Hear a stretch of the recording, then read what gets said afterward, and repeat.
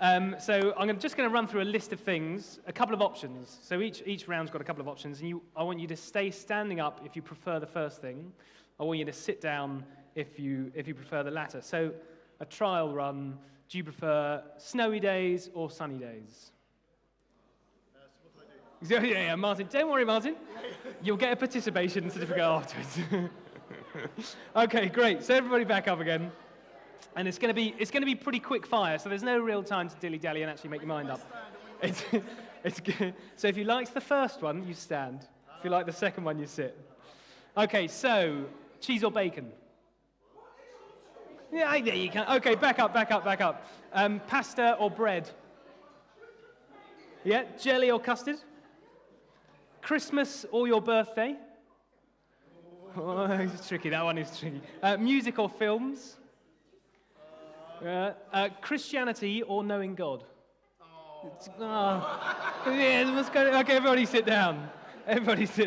So that's a bit of an old one, but that's kind of what we're going to talk about this morning.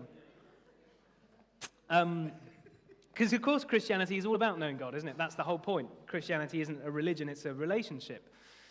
But today we're looking at a passage, and it's Matthew chapter 23, if you want to crack your Bibles open, ready for when I actually get round to the Bible. So Matthew 23, we're looking at a passage where the teachers of God's law, the Pharisees, the scribes, had actually managed to strip God out. They'd managed to take Judaism, take the following of God, and strip God out of it, just leaving cold religion. And they didn't really realize it, but they were no longer seeking to follow God. Instead, they'd become just really good followers of a religion. And it may sound a bit confusing, but if we're honest, religion is easier than relationships. The formula of Christianity, going to church, going to home group, saying your prayers, reading a bit of Bible, well, that's a lot easier to do that right than actually having a relationship with Jesus. It's awful. Christianity as a religion is terrible. It's empty, it's hollow, it's burdensome, it's just things you need to do. But it is easier than knowing Jesus intimately. You see, you know what you need to do, you know when you need to do it, you know how to do it, and if you get something wrong, you know what you need to do to make it up. It's very clean cut, and best of all, it's easy to tot up the points and see who's the best Christian in the room. Relationships, on the other hand, well, they're so much more complex. Anyone who has a close relationship, be it a real, deep, honest friendship, or marriage, or something like that, you know that it's not as easy as ticking off date night, or scheduling in a coffee catch-up. It's not as easy as just buying the right gifts, although that does help. There has to be something real. Relationships are always challenging. The more you know someone, frankly, the more is expected of you. Your devotion and commitment has to go up with the amount of time you spend with them because you know them more deeply. It's the most wonderful thing, a real friendship, a real relationship with someone, but it comes at a great cost. To make someone a part of your life, you can't just fit them in once a month. And when you don't feel like seeing them, you can't just pop on and out of office. And the wonderful thing about our relationship with God is that we can give him nothing. But in dying and rising again, we've experienced the great exchange at the altar where Christ gave us his reputation and he took ours. Christ gives us his perfection and he takes our perfection. He takes our sin and he gives us his sinlessness. Everything we've ever been worried about and everything we've ever been proud of, he takes. And he gives us his perfection in return. That is the gospel. And you may be thinking, well, it has to be more than that, Cyril. And of course it is. It's a relationship. It's an ongoing thing. It's not just one decision at some point in your life. And it's couched in love. In the previous chapter to the one we're about to look at, the Pharisees try and trap Jesus. They're always spending their lives trying to trap Jesus. It's their little hobby through the gospel. And one of them says, oh, Jesus, what's the greatest commandment? And they know that you can't just pick out one commandment. Oh, going to church is more important than tithing. So they're trying to catch Jesus. And Jesus responds with this: love the Lord your God with all your mind, soul, and strength, and love your neighbor as yourself. And Jesus hasn't just made this up. This is in the Old Testament. This is part of the law. But they'd forgotten what the law was all about. It was all about God, relationship with him. And as you know God, of course, you love others as you love yourself. And sometimes we may look at that commandment and we think, well, that's impossible. I've tried, no, I can't love God with all of my heart. And I can't love others as myself. I'm too broken. But if we think that, we have to remember what God has already given us. He's given us his reputation. The reputation of the Son of God that loved the Father so much, he was willing to die for the Father's creation.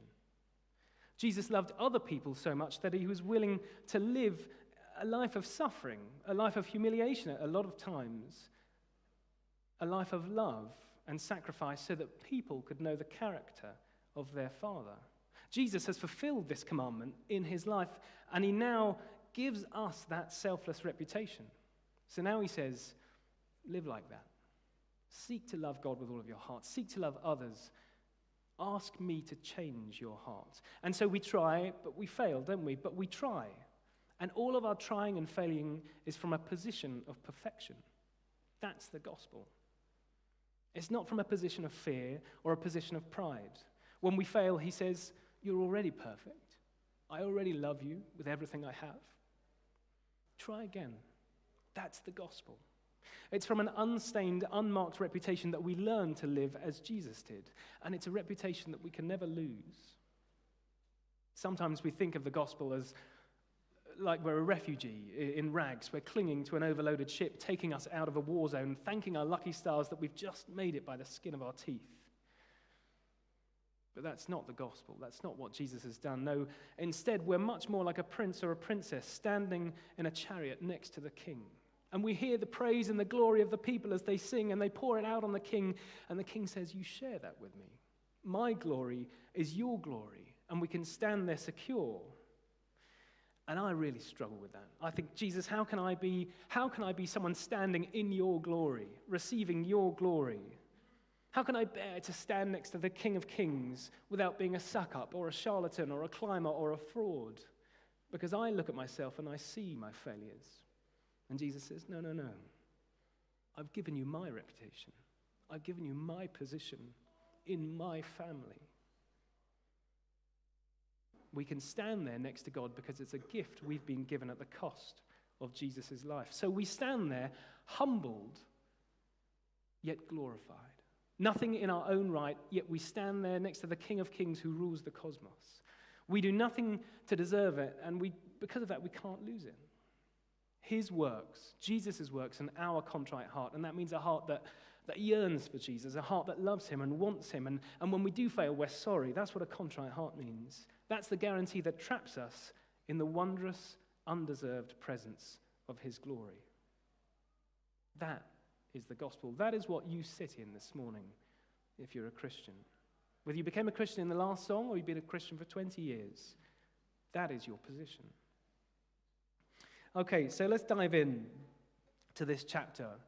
Now, the chapter is titled in some Bibles, The Seven Woes to the Pharisees, because basically it's a chapter where Jesus really lays into them. And the Pharisees are standing around as Jesus is talking, but Jesus is really talking to his disciples and to the other people listening in. So the Pharisees can hear all this, but Jesus isn't really talking to them. Surprisingly, though, for a section titled Woes to the Pharisees, the first thing he says is, listen to them. Jesus just spent a couple of chapters debating them as they try and prove he's not the Messiah. But here is what he says in verse 2. He says, they sit on Moses' seat, so do and observe whatever they tell you. And what does that mean? Why is he telling them to listen to them?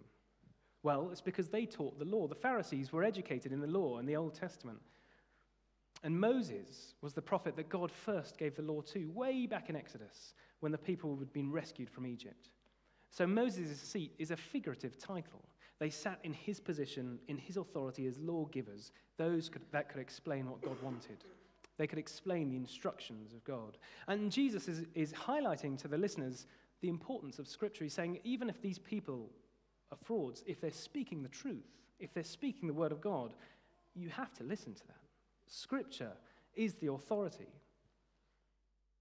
These people, they know the law. They teach it. So when they do, listen to it. But Jesus carries on. He says, so do and observe whatever they tell you, but not the works they do, for they preach but they do not practice. Simply put, they're hypocrites. They say one thing and they do another. They teach the Bible, but they ignore it in their own lives. And he says, listen to the word, but don't try and be like the speaker. Don't try and copy their way of life. And I wonder if anyone here has a favorite preacher. Martin's going red. Maybe a favorite worship leader. I do. There are people that I would go to online to listen. I think, I really fancy a sermon from him at the moment. But sometimes I find myself, and I wonder if this is the same for you, I find myself wanting to be more like them. Sometimes even I want to be more like them than I want to be more like the God that they're teaching me about. And it's natural when we think about it because we understand people. They're human like us, and God, well, frankly, he's a mystery. Even with the Bible and with his Spirit living in me, he's a mystery. God is beyond my comprehension. The more actually I understand him, the more I don't understand him. The more I see how wonderful he is, the more I can't comprehend how someone so wonderful would want to spend time with me. The more I see how holy he is, the more I can't understand how he could bring me into his presence. The more I see how much he loves me, the more I wrestle against the idea that he could love me that much. God is so wonderful, we can't understand him. He baffles me. His generosity and his love is so foreign, so different to me, so different to my broken nature that sometimes I want to just turn away because he is so other. But people I understand. I can see how they're trying to live this faith out. And so I try and copy the person trying to copy Jesus. And sometimes that's a good thing. Sometimes they have great ideas, good practices, good disciplines, good things to say. But Jesus here is saying, you've always got to weigh your teachers against the Bible. After all, no one has more authority on God than God himself. No one gives better advice as to how to get to know God than him and his word. And here Jesus is saying, I've weighed the Pharisees. I've checked out their lives, and they don't practice what they preach. The way they live is the very opposite to what they teach. And in verses 2 to 4, he gives an example. He talks about how they load people with heavy burdens, extra laws, extra traditions, extra ways they have to obey God. But these are all additions, all culture or tradition that have been bolted onto God's law. They're not from the Bible and not in the Old Testament. And the people would become overwhelmed by these laws. They couldn't cope. Life was just full of ways they could be caught out disobeying God. And it was terrible. It doesn't sound like the law that a good God would give his people. If we look at Psalm 1, it should come up. King David talks about the law in this kind of language. He says, whose delight is in the law of the Lord, and who meditates on his law day and night, that person is like a tree planted by streams of water, which yields its fruit in season, and whose leaf does not wither. Whatever they do prospers. We read that and we think, oh, that makes the law sound amazing.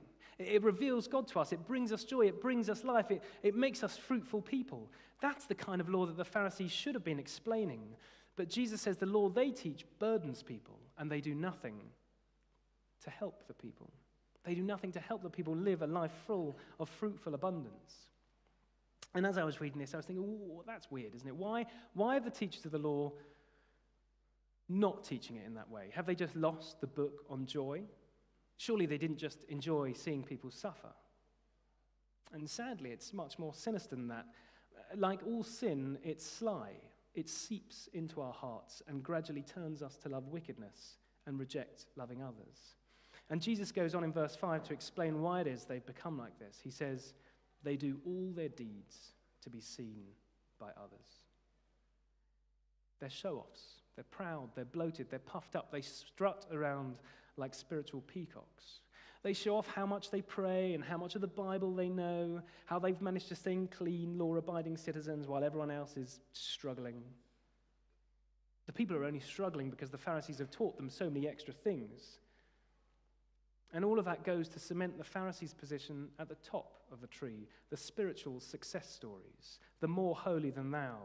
And Jesus says in verse 6 and 7, how they love to make religious feasts about them. They love taking the place of honor. They love having people fawn over them. He says they love to be called out to in the marketplace. Oh, Rabbi, come and buy from my stall. Come and bless me with your holy presence. They love it. to be honored in public. And it makes Jesus sick. You see, these people were in Moses' seat. Moses was used by God to rescue his people from slavery. Moses was a servant for them. He brought them freedom and life. And here, the Pharisees are the total opposite. They're using people as foils for their own spiritual successes. I'm so much better than you, so much holier, I'm so much closer to God. They're the opposite of a godly teacher. We're called to watch people's lives. Who are we giving authority to in our lives? Do they love Jesus? Are they seeking to put him and his people first? Or are they in it for their own gain?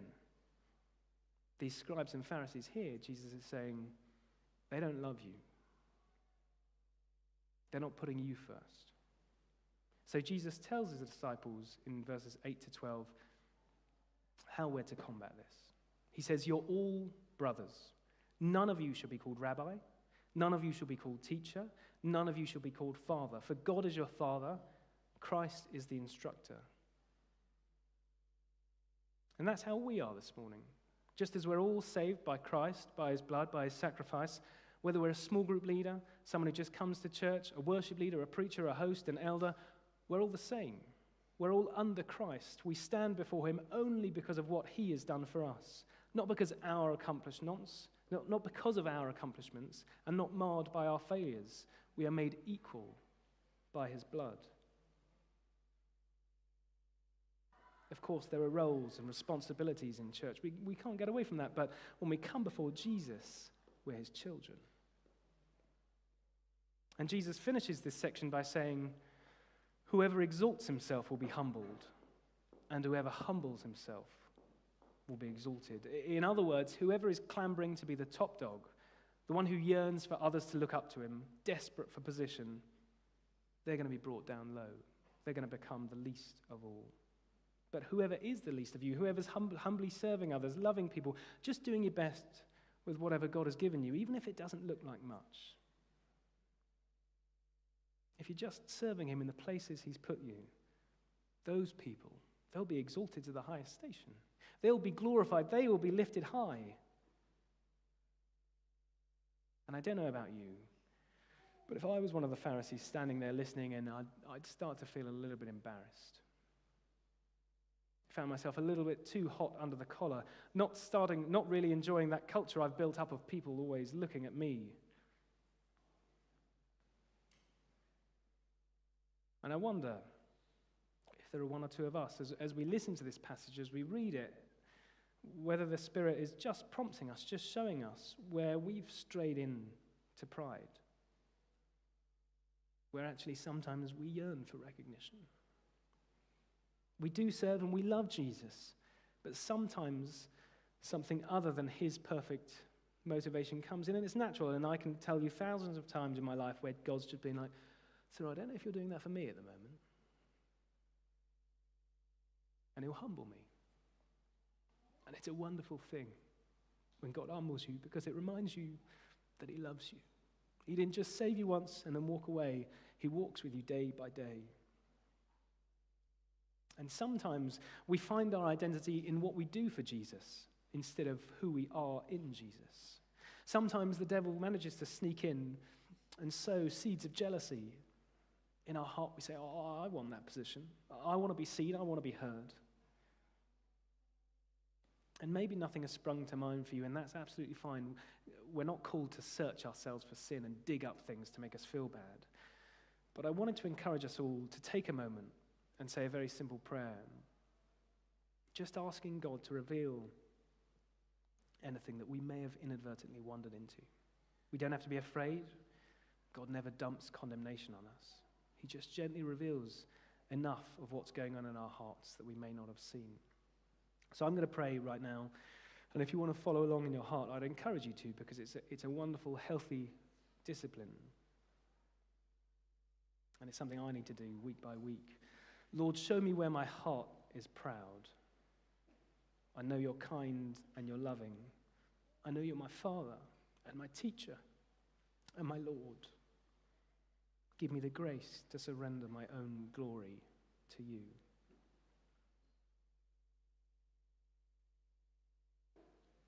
Haven't we got a wonderful God? We've got a God that loves us too much to leave us where we are. Remember what Jesus said in that verse I just quoted, whoever exalts himself will be humbled, and whoever humbles himself will be exalted. Well, one day we will see Jesus, and he loves us too much to humble us in eternity. So he shows us our sin now, and he says, let me help you out with that. Let me take that from you. Let me bear your burden so that in eternity I can glorify you. Because in eternity he wants to lift us up, and he wants to shout, these are my children. These are the ones that gave me their lives. They gave me their sin day by day so that I could give them my glory. That is the gospel. That is what causes our heart to beat. And it's when we forget that we slip into other things. But Jesus loves us so much. Right, let's crack on. And these next couple of verses where I'm going to end, I've done a cheat and only done the first 10 verses of a chapter. Tom gave me the whole thing, and I thought it would take me 3 hours to do that, so I'll save you all that pleasure. So we go on, and in these next couple of verses, Jesus attacks the Pharisees' greatest sin. It's going to come up. And the heart of these verses, this sin of the Pharisees flows through the rest of the issues that he has with them. But he says this, woe to you, scribes and Pharisees, hypocrites, for you shut the kingdom of heaven in people's faces. For you neither enter it yourselves, nor you allow those who would enter to go in. And I read that and I thought, I know what's going on here, Jesus. So I had to read a commentary. And as we read it, what we realize is Jesus is talking about himself. The scribes and the Pharisees were opposed to Jesus. They hated Jesus. Jesus threatened their way of life. You see, Jesus had an authority that was greater than their own. He performed works of power, miracles that were beyond their experience, and he taught with a wisdom that they couldn't. And most importantly, Jesus loved people in a way that they just didn't. And so Jesus was a threat. He was a threat to the Pharisees' way of life, the scribes and the Pharisees, and he laid claim to the divine. In John's gospel, we see the I am statements in chapters 6 to 15, and as Jesus is teaching those, what he's saying is, I'm God. And the Pharisees knew that. The scribes and the Pharisees saw what he was saying, and they were offended by such blasphemy. And the reason? Because they were blind to see who Jesus was, that he really was God. They were blind to see him as the Messiah because actually they weren't interested in God. As we've already seen, they were interested in themselves, in self-exaltation. And so Jesus was a problem because he was showing that their way of life wasn't about God at all. And so they needed to get rid of him. Now, we just had a season of celebration, Christmas and New Year's. And the thing I like about seasons of celebration is they're seasons of food.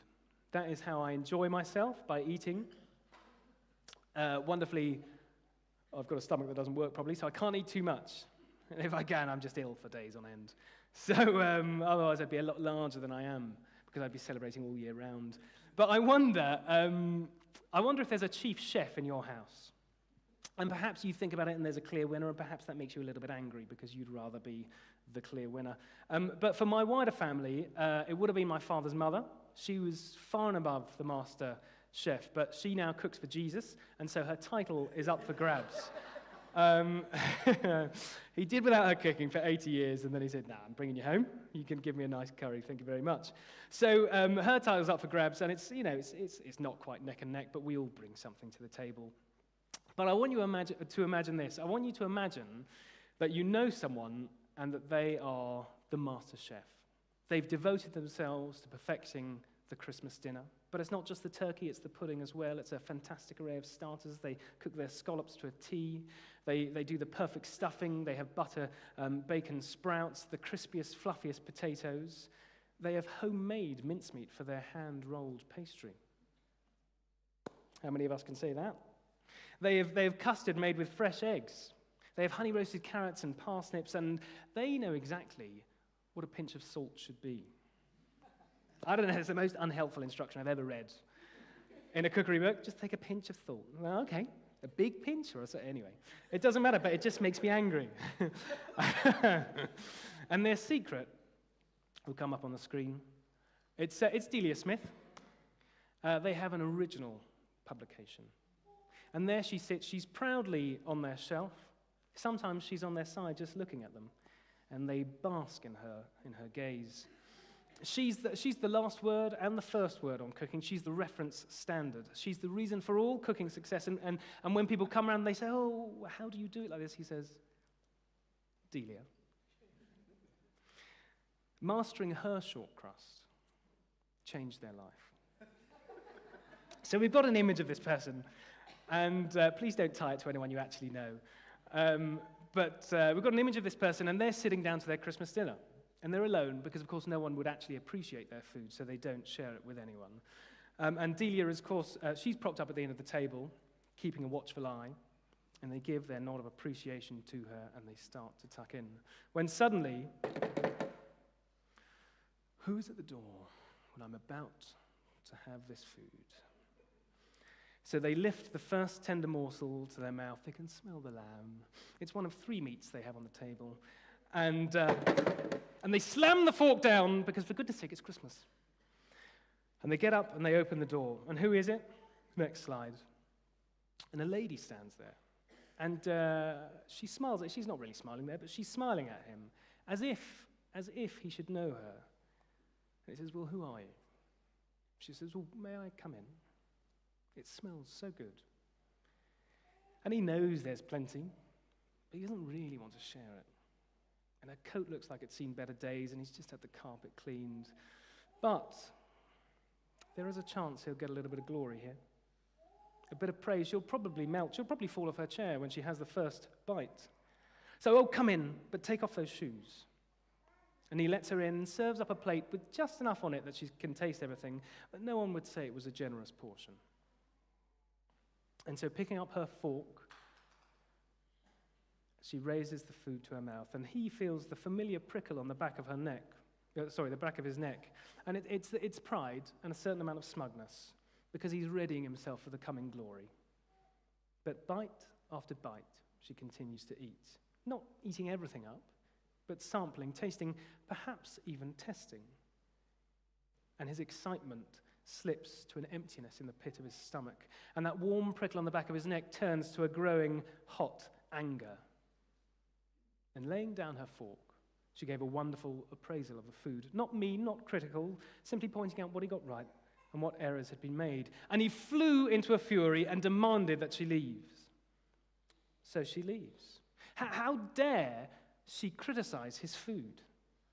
Not only is she criticizing him, but she is criticizing his beloved Delia. Who was she, and how could she have the temerity to do such a thing? Get out, he screams at her.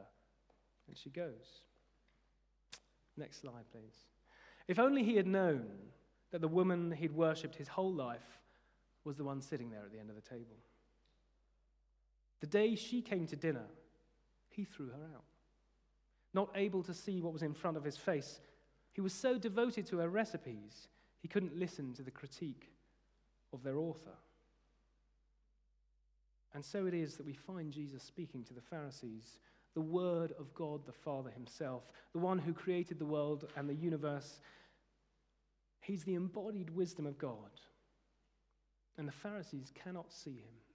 They can't see past the recipe to the God who wrote the book. They can't see past their own glory to bask in the glory of their author. We read this chapter and we see religion at its finest.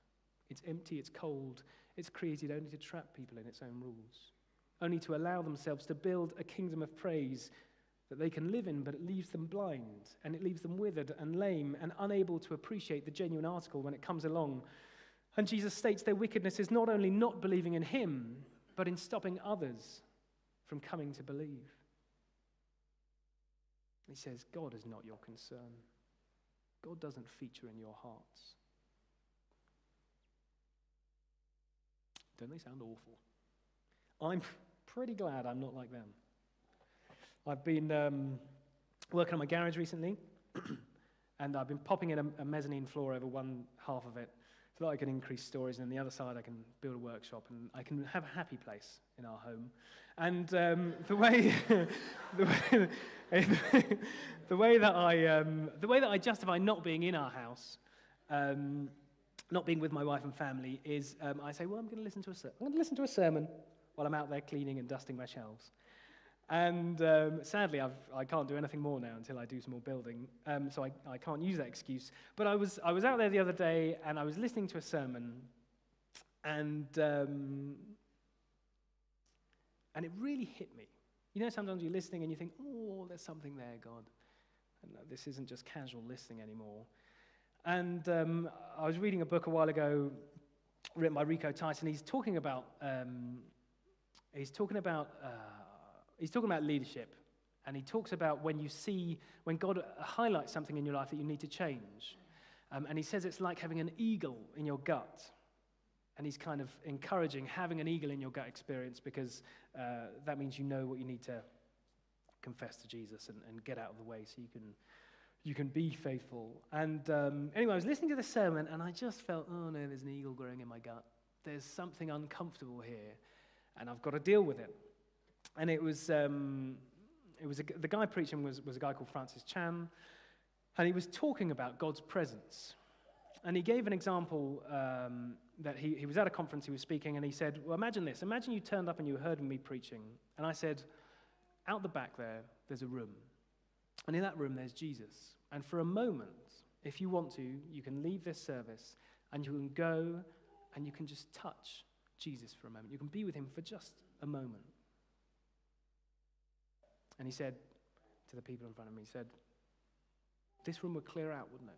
I really hope this room would clear out, and I'd be left standing here on my own, talking to no one, because you had the opportunity to run and be with Jesus, your Lord and Savior, for even a second. And the reason that my gut was wrenched was because I thought, I don't know if I'd be climbing over chairs to get to Jesus. I'd definitely go, because I'd look really bad if I didn't. And as I was thinking about that, and I was writing this sermon, and I was praying, I felt like God say, there are people in this room this morning, and like me, you think, I don't know if I'd be climbing over chairs to go and see Jesus. I'd go, but there'll be a hesitancy.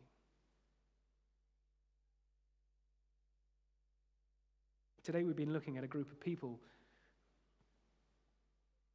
that had chosen between following God and doing a really good impression of one of his followers. And I think there are some here this morning who we've become trapped in our works. We've become trapped in doing things for Jesus.